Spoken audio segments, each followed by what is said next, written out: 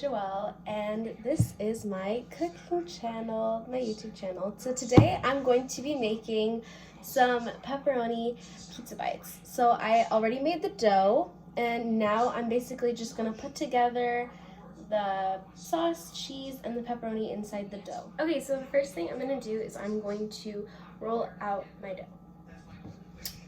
So here's the dough right here, and my hands are clean, so that's easy. Okay, so now I'm going to pat it out so I can cut it up into little squares. And I keep flipping it because I really don't want it to stick to the counter, or else I'm not going to be able to, like, obviously take it off and actually cook them. Okay, I'm going to grab a rolling pin and roll it out. Oh my God. Add a little bit more flour. I don't think you should be afraid to use flour.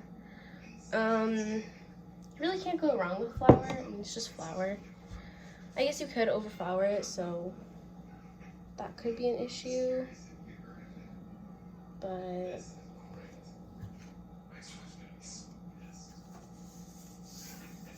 okay, that was an example of using too much. Contrary to what I said just now, I made 2 doughs because the recipe I had calls for 2 doughs.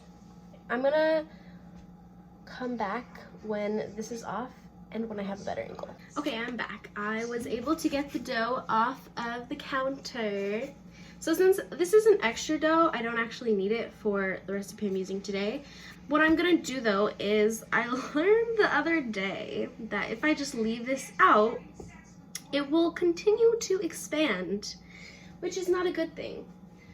So, and I don't know why it's not a good thing, it's just not a good thing. So what I'm gonna do is I'm going to wrap it in plastic wrap and put it in the fridge, because when it's, I guess when it's in a colder environment, the yeast, it'll still rise, but it'll rise at a much slower rate, so that I don't have a huge balloon, which is what happened to me last time, because I just left it out. Like, I kind of forgot about it, so yeah, that was the situation, but it's fine. And honestly, the dough turned out fine anyway, so mistakes are okay. It's okay to make mistakes even when you're cooking. So I'm gonna put this in the fridge and save it for another time.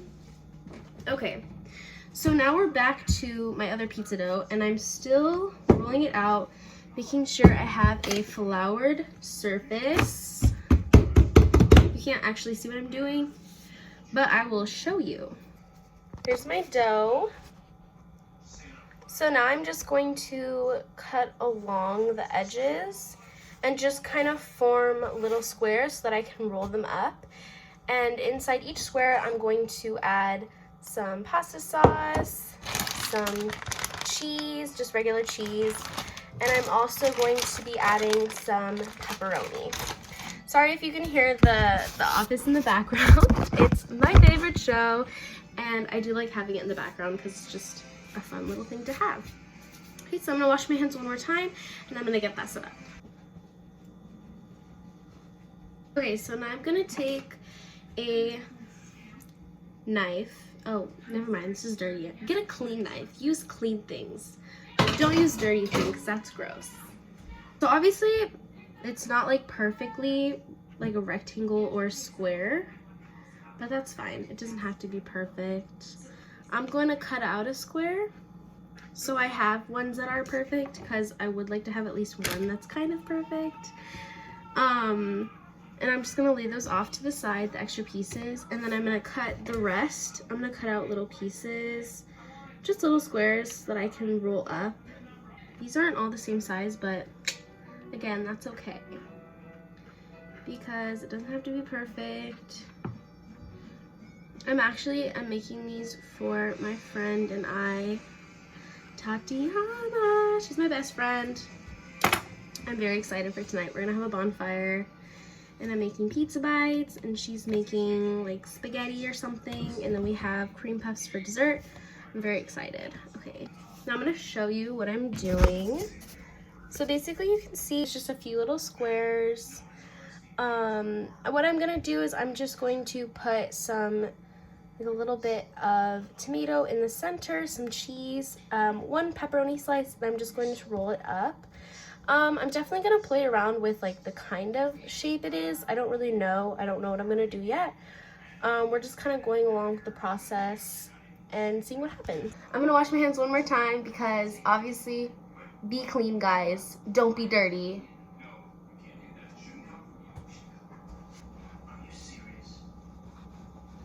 Now that I have my hands clean, I'm going to get a spoon. I'm gonna show you how I'm gonna be doing each individual thing. So I have this pasta sauce. It's literally low. So I got another one from the cupboard.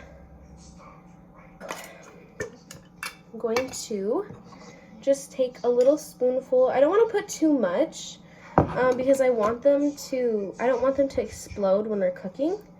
Plus, we can always have some pizza sauce for dipping afterward.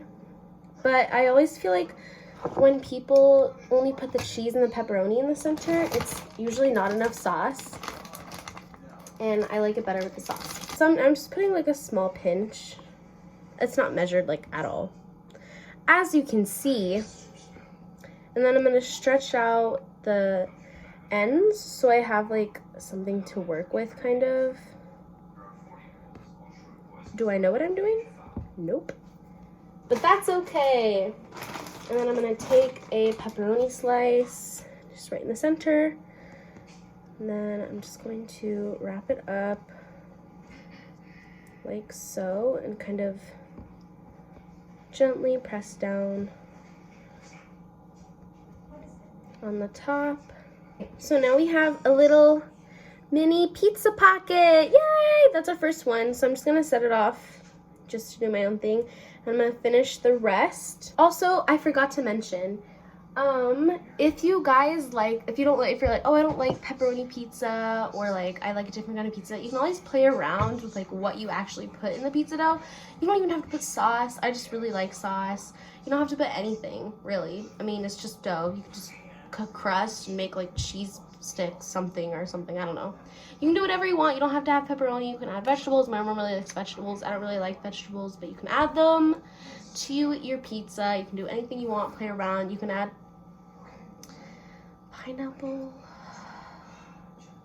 Tatiana really likes pineapple. I do not, so I'm not adding them because I'm making them. But if we were buying from somewhere, we would get like half pineapple, half pepperoni, because she really likes pineapple. I don't like pineapple. I've tried it. I don't like my pizza to be sweet. I'd rather it be savory. However, some people like it sweet, and that's perfectly fine. But for today, I'm just going to be making the cheese sauce and pepperoni. You can always add anything you want. And let's get started.